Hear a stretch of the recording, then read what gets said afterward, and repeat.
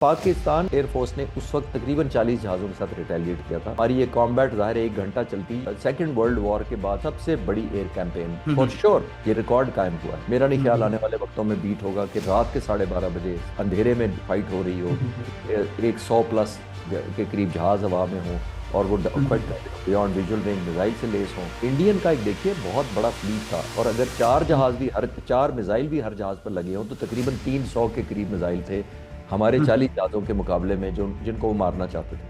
अल्हम्दुलिल्लाह, मैं सब चैनल्स पे कह रहा हूँ कि जितना बड़ा क्रेडिट इन पायलट्स को शूटिंग का है कि जहाज़ मार गिराए, उतना ही बड़ा क्रेडिट ये है कि बाहिफाजत वो तमाम अपने एयरक्राफ्ट को बेसिस पर आके खैरियत से लैंड किया इन्होंने। अपने पहले इनकाउंटर में अपने 6 जहाज़ तबाह करवा लिए, तो आप इमेजिन करें कि उनका मोराल क्या होगा। और पाक फ़िज़ाइया में पायलट्स का, टेक्नीशियंस का, एयर डिफेंस कंट्रोलर्स का, सबका क्या मोराल होगा। अस्सलाम वालेकुम नाज़रीन, मोहम्मद कज़ाफ़ी एक बार फिर हाजिर है नया दौर के प्लेटफॉर्म से। नाज़रीन, हमारे बड़े ही प्यारे गेस्ट खालिद चिश्ती साहब हमारे साथ मौजूद है। अस्सलाम वालेकुम सर।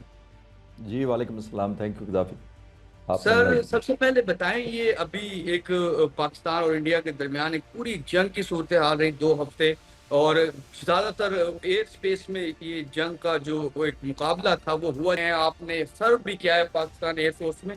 आप इसको ओवरऑल अगर समराइज करें तो किस तरह करेंगे?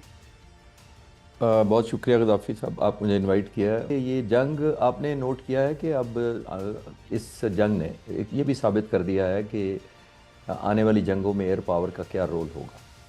हम्म और आपके व्यूअर्स की आसानी के लिए कि एयर पावर का रोल क्यों इंपॉर्टेंट है, जाहिर है एयरफोर्स ही पर ज़्यादा बर्डन भी होता है, जिम्मेदारी भी होती है, और एयरफोर्स को इनिशिएटिव भी लेना। देखिए, सबसे ज़्यादा एक होता है कि एयरफोर्स का रिस्पांस बहुत तेज़ होता है, मिनटों मिनटों में होता है। नंबर 2, जो आपकी फ्लेक्सिबिलिटी बहुत ज़्यादा एयर पावर की होती है। ये नहीं कि आपको कहा जाए अब अम्बाला चले जाएं, अम्बाला चले जाएंगे। अगर कहा जाए कि नहीं आप पठानकोट चले जाएं, पठानकोट चले जाएंगे। फिर बिल्कुल। बॉम्ब, जो फ्लेक्सिबिलिटी वेपन्स की होती है, आपने ए टू ग्राउंड लेके जाना है, ए टू शिप लेके जाना है, ए टू सी लेके जाना है, क्या करना है, वो भी बड़ी फ्लेक्सिबिलिटी होती है। चौथा एक शॉक इफेक्ट होता है। शॉक का मतलब ये कि दुश्मन हैरान हो जाता है, परेशान, कि यहाँ तक कैसे आ गए, क्योंकि जितना आप पेनिट्रेट करते हैं उतना ही दुश्मन परेशान हो जाता है। तो ये शॉक बिल्कुल। इफेक्ट भी बहुत ज़्यादा होता है।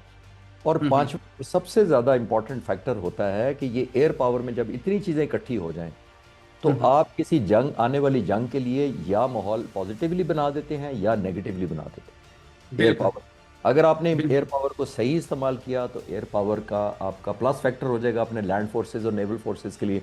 अगर आपने गलत इस्तेमाल किया, शर्मिंदगी उठाई, तो आपके लिए नेगेटिव चला जाएगा, जो इस सूरत में हिंदुस्तान एयरफोर्स का हुआ।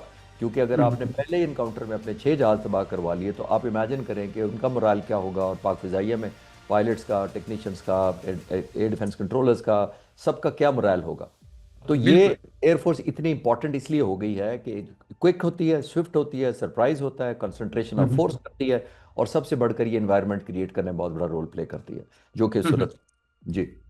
बिल्कुल। बिल्कुल सर, ये आपने एग्जैक्ट, आप सर थोड़ा सा बताएं कि किस तरह जो राफेल का बड़ा नरींद्र मोदी कहता था, और कहता था कि अब ऐसी हमारे पास चीज है कि अब तो हम जिस तरह पता नहीं इस खिते में बहुत बड़ी पावर है और हमें अब फिजा में कोई रोक नहीं सकता, इस तरह की बातें करते थे। किस तरह 6 राफेल को या 6 उनके तैयारों को गिरा पाई पाकिस्तान एयरफोर्स?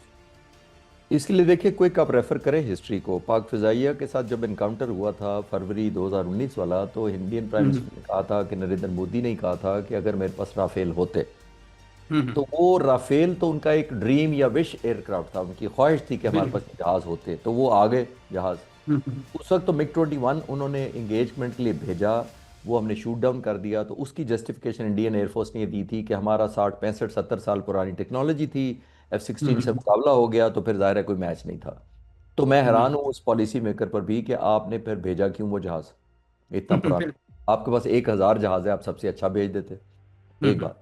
चले फास्ट फॉरवर्ड करते हैं, फिर 2019 के बाद जब इन्होंने राफेल ले लिए, तो इंडियन एयरफोर्स के एडवांटेज हो गया था हमारे ऊपर कुछ अरसे के लिए, क्योंकि उसके बिल्कुल। जहाज लगता है 150 किलोमीटर का मिसाइल फायर होता है उनके रडार के थ्रू, हम्म जो बहुत बड़ी रेंज थी, बियॉन्ड विजुअल रेंज, यानी बगैर देखे पायलट 150 किलोमीटर दूर मिसाइल को मार सकता है टारगेट को। अच्छा, बिल्कुल। जब ये हुआ था तो पाक फिजाइया डिसएडवांटेज में चली गई थी टेम्परेली। फिर हमने J-10C खरीदे और उस पर PL-15 मिसाइल लगा हुआ है। उसकी रेंज 200 किलोमीटर से भी ज़्यादा है जो पाक फिजाई के पास अभी है।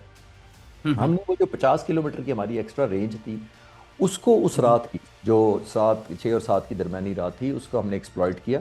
जाहिर है हम उनके हाथ जिसको कहते हैं नहीं चढ़े, और उनकी भी कोशिश थी, लेकिन 72 जहाज उस वक्त उनका हवा में फिर रहा था। उसमें से बिल्कुल। 33 राफेल थे, जो 36 में से 33, यानी कि उनके 3 जहाज डाउन थे, बाकी सब जहाज हवा में थे। फिर उनके SU-30, Mirage 2000, state of the art, दुनिया के अगर 10 टॉप के जहाज लिए जाएं तो 4 इस वक्त हिंदुस्तान के पास हैं टॉप में से। बिल्कुल। तो बिल्कुल। अगर आपके पास इतना अच्छा फ्लीट है, तो फिर उन्होंने लाए थे वो जहाज, कुछ लाए थे जिन्होंने स्टैंड ऑफ वेपन मारना था, पाकिस्तान के अंदरूनी हदूद में टारगेट करना था, जो उन्होंने किया। मस्जिद भी शहीद, बच्चों को भी शहीद किया। तो पाकिस्तान एयरफोर्स ने उस वक्त तकरीबन 40 जहाज़ों के साथ रिटेलिएट किया था। और हमारी ये कॉम्बैट ज़ाहिर है 1 घंटा चलती, जो फर्स्ट सेकेंड वर्ल्ड वॉर के बाद सबसे बड़ी एयर कैंपेन फॉर श्योर, ये रिकॉर्ड कायम हुआ है। मेरा नहीं ख्याल आने वाले वक्तों में बीट होगा कि रात के 12:30 बजे अंधेरे में फाइट हो रही हो, एक 100+ के करीब जहाज हवा में हो, और वो फाइट कर रहे हो बियॉन्ड विजुअल रेंज मिसाइल से लेस हो। इंडियन का एक देखिए बहुत बड़ा फ्लीट था, और अगर 4 जहाज भी, हर 4 मिसाइल भी हर जहाज पर लगे हों, तो तकरीबन 300 के करीब मिसाइल थे हमारे 40 जहाज़ों के मुकाबले में, जो जिनको वो मारना चाहते थे। अल्हम्दुलिल्लाह, मैं सब चैनल्स पे कह रहा हूँ कि जितना बड़ा क्रेडिट इन पायलट्स को शूटिंग का है कि जहाज मार गिराए, उतना ही बड़ा क्रेडिट ये है कि बाहिफाजत वो तमाम अपने एयरक्राफ्ट को बेसिस पर आके खैरियत से लैंड किया इन्होंने। बिल्कुल। अच्छा, सर थोड़ा सा टेक्नोलॉजी के बारे में बताएं कि जो हमारे पास जो टेक्नोलॉजी वो चाइना की थी, जो इंडिया में उसमें फ्रांस, फिर रशिया से उन्होंने डिफेंस सिस्टम लिया हुआ, फिर वो जो ड्रोन्स थे वो इसराइल से लिए हुए। इतना बड़ा सब कुछ होने के बावजूद भारत किस तरह इतना डिफीट होगी, भारत को किस तरह, वो पाकिस्तान के जो पायलट है उन्होंने क्या कौन सी महारत है जिससे उन्हें शिकस्त दी भारत को? देखिए, हमारे साथ इंडिया नंबर्स में, तादाद में, स्ट्रेंथ में ज़्यादा है, एयरफोर्स पॉइंट ऑफ व्यू से भी ज़्यादा है। तो हम्म। हमें किसी स्टेज पे भी पाक फ़िज़ाइया में पायलट्स को, मैं भी रहा हूँ, तो हमें कभी किसी स्टेज पे ये नहीं होता कि हमने नंबर बराबर करके लड़ना है। हमारी ट्रेनिंग ही आउट नंबर्ड करके सिखाया जाता है। पहला, एक हमारा जज्बा ईमान होता है, जो ज़ाहिर है उसका बाजार से नहीं मिलता, ना आप ख़रीद सकते हैं, क़ुव्वत ईमानी। नंबर 2, हमारी क्वालिटी ऑफ ट्रेनिंग। हमारी लीडरशिप ने एयर मार्शल असगर खान और नूर खान से लेकर आज तक, प्रेजेंट एयरफोर्स चीफ तक, बहुत ज़्यादा हमारा एम्फेसिस होता है ट्रेनिंग। हम ट्रेनिंग पे उनसे बेहतर हैं। पिछले 50-60 सालों से हम मिडिल ईस्ट और दूसरे मुल्कों के ट्रेनीज़ को, कैडेट्स को, पायलट्स को फ्लाइंग ट्रेनिंग करा रहे हैं। वैसे तो नहीं करा रहे। मैं खुद भी इंस्ट्रक्टर रहा हूँ रिसालपुर में, मैंने खुद भी ट्रेन किए हुए हैं दूसरे मुल्कों के कैडेट्स को। तो हमारी क्वालिटी ऑफ ट्रेनिंग की वजह से हमारे साथ आते हैं, एक बात। दूसरी बात, तीसरी और मोस्ट इंपॉर्टेंट बात यह है कि हमने टेक्नोलॉजिकल एज ले लिया उन मुल्कों को, उनके ऊपर। टेक्नोलॉजिकल एज मैं ऐसे कहूंगा कि सिर्फ जहाज़ों पर नहीं लिया, जो मैंने थोड़ी देर पहले अर्ज किया कि राफेल उन्होंने लिए, हमने J-10C खरीद लिए। हमने J-10C खरीदे चाइना के, तो साथ ही हमने JF-17 थंडर ब्लॉक 3 को भी अपग्रेड कर लिया, और PL-15 मिसाइल लगा दिया जिसकी 200 किलोमीटर रेंज है उनके राफेल की निस्बत। हमने एक और डायमेंशन पे जो बहुत ज़्यादा काम किया है, और मैं प्रेजेंट लीडरशिप को बहुत दाद देना चाहूँगा, वो है साइबर कमांड फोर्स और एरोस्पेस टेक्नोलॉजी। हमने एरोस्पेस पे बहुत काम किया है, हमने साइबर कमांड पे बहुत काम किया है, यानी कि इलेक्ट्रॉनिक वॉरफेयर लड़ने का। यानी हम वो जहाज़ों की लड़ाई भी, अब वो डॉग फाइट ख़त्म होकर मिसाइल्स पर आ गई है, और जो बाकी फाइट है वो सॉफ्ट किल में चली गई। यानी आप दुश्मन के जहाज़ों को इस हद तक डिसोरिएंटेट या घुमा दें उनका दिमाग, या उनका कॉन्फिडेंस शेटर कर दें, उनकी रेडियो कॉल थ्रू ना हो, वो आपस में बात ना कर सकें, उनका रडार सही काम ना करे, तो होगा क्या कि उनका कॉन्फिडेंस, अपना एतमाद खो बैठेंगे। वो उनका कॉन्फिडेंस खत्म हो जाएगा कि पता नहीं मेरा क्या हो रहा है, पता नहीं मैं, कोई मुझे मार ना दे, पता नहीं मैं सही जगह पे हूँ कि गलत जगह पे। जब आप कॉन्फिडेंस चेक कर देंगे, जो पाक फिजाइया ने अपनी साइबर कमांड फोर्स और एरोस्पेस टेक्नोलॉजी को इस्तेमाल करते हुए बहुत इफेक्टिवली किया है। ये बहुत कम इसका जिक्र हो रहा है, इसका भी क्रेडिट जाना चाहिए उनको। जी। बिल्कुल बिल्कुल सर, जिस तरह इंडिया में नरेंद्र मोदी हिंदुत्व की एक पूरी पॉलिसी और उसको लेके चल रहा है, तो लगता यही है कि वो पास नहीं आएगा, वो दोबारा भी कोई इस तरह की दोबारा जारियत करने की कोशिश करेगा और इस तरह दोबारा कोशिश करेगा। तो इस दफा आप क्या समझते हैं, किस इन फ्यूचर आप क्या देखते हैं, चीजें कूल डाउन हो जाएंगी या अभी मजीद चीजें मजीद तेजी आएगी इन चीजों में? देखें, जितना आप तैयारी रखेंगे, जितनी ऑपरेशनल रेडीनेस रखेंगे, उतना ही इंडिया को खौफ रहेगा कि लड़ाई करने का नुकसान नहीं। अभी क्या हुआ है, यहाँ तक नौबत क्यों आई है? मेरी अंडरस्टैंडिंग के मुताबिक 2 वजह से आई है। एक, हिंदुस्तान की हुकूमत ने, उनकी लीडरशिप ने और मिलिट्री ने सोचा कि या तो पाकिस्तान के पास हमारा मुकाबला करने की सलाहियत ही नहीं है, नंबर 1। और अगर सलाहियत है तो फिर जुर्रत नहीं है। दो चीज़ें हम्म, होती हैं। जब आपने किसी से मुकाबला करना है तो एक आपकी सलाहियत होनी चाहिए और एक जुर्रत होनी चाहिए फाइट करने की। तो दोनों फ्रंट पे मेरी नज़र में उसने मिस कैलकुलेट किया कि पाकिस्तान के पास या तो काबिलियत ही नहीं है, स्ट्रेंथ नहीं है, और अगर है तो इनके रिजॉल्व या कुव्वत इरादी नहीं है कि ये कर सके। पाकिस्तान ने हम्म, दोनों में उनको सरप्राइज दिया।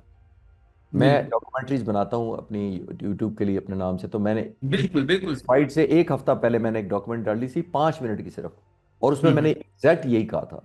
मैंने कहा ये प्रेजेंट एयर चीफ को मैं 40 साल से जानता हूँ, ये बहुत हम्बल आदमी लगता है, बहुत डाउन टू अर्थ और कूल माइंडेड लगता है। जब जंग आई हम्म, तो ये बहुत अग्रेसिव होगा और आपको बहुत सरप्राइज देगा। ये लफ्ज निकालने पहले डेट चेक कर लें, बिल्कुल ये साबित हुआ कि बिल्कुल नहीं हुआ।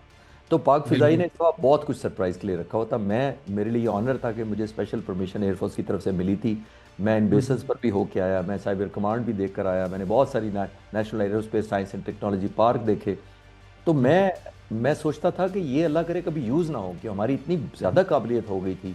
और जब हुई है तो मैं शुक्र अदा करता हूँ कि हमने ये वो टेक्नोलॉजी डेवलप कर ली थी। और हिंदुस्तान जैसा मुल्क, जिसके मुल्क में आईटी का हब गिना जाता है, सिलिकॉन वैली गिनी जाती है, दुनिया में सबसे ज़्यादा एम्प्लॉयमेंट उसमें आईटी की है, आप देख लें कि उसको हमने शर्मिंदा कर दिया अपनी टेक्नोलॉजी और साइबर कमांड में करके। अल्हम्दुलिल्लाह। बिल- बिल्कुल बिल्कुल। जी तो नाज़रीन, इस तरह के खालिद चिश्ती साहब ने हमें बताया कि पाकिस्तान टेक्नोलॉजी और हर लिहाज से, वार के लिहाज से और दूसरे भी मुख्तलिफ हवालात से पाकिस्तान इंडिया से बहुत बेहतर है। और अगर इंडिया दोबारा इस तरह की हरकत करेगा तो इससे भी भरपूर जवाब पाकिस्तान की तरफ से जाएगा। फिलहाल के लिए नाज़रीन, नया दौर से मोहम्मद कजाफी और खालिद चिश्ती साहब को इजाज़त दीजिए। खुदा हाफ़िज़।